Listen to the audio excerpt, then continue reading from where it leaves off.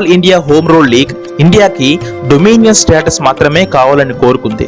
Dominion status అంటే మనకి independence వచ్చినా కానీ బ్రిటిషర్స్ చెప్పినట్టు వినాలి. గవర్నమెంట్ అండ్ మిలిటరీలో కొన్ని కీలక పోస్టులు వాళ్ళ చేతుల్లోనే ఉంటుంది. అయితే జాతీయ నాయకులు లోక్మాన్య, బాలగంగాధర్ తిలక్, బిపిన్ చంద్రపాల్ మొదలగు వారు పూర్ణ స్వరాజ్యం తప్ప ఇంకా దేనికి తల ఒగ్గేదే లేదని తేల్చి చెప్పేశారు. 1919లో జలిం వాలాబాగ్ ఉదంతంలో భారతీయుల ఊచకోత తరువాత భారత జాతి అంతా బ్రిటిష్ పాలకుల మీద ఆగ్రహంతో ఉన్నారు. స్వాతంత్ర్య ఉద్యమం స్వరూపం కూడా మారిపోయింది.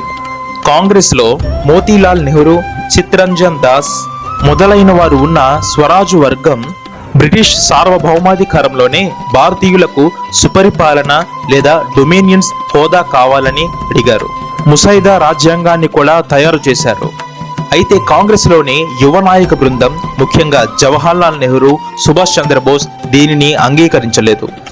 ప్రజా అభిప్రాయం కూడా పూర్ణ స్వరాజ్యం వైపే మొగ్గుతోంది. గాంధీ కూడా స్వాతంత్ర్యం భారత ప్రజల కనీస హక్కు అని ప్రకటించారు. దేశమంతా సహాయ నిరాకరణ, శాసన ఉల్లంఘన ఉద్యమాలు ఉధృతంగా సాగుతున్నాయి.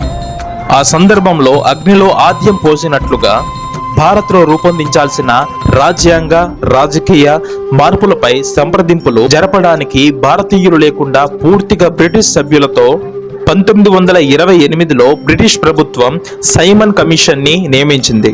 ఒక 7 సైమన్ కమిషన్ దేశంలో ఎక్కడ పర్యటించినా go back Simon, go back Simon అనే నినాదాలతో, నిరసనలతో దేశం మారుమోగిపోయింది.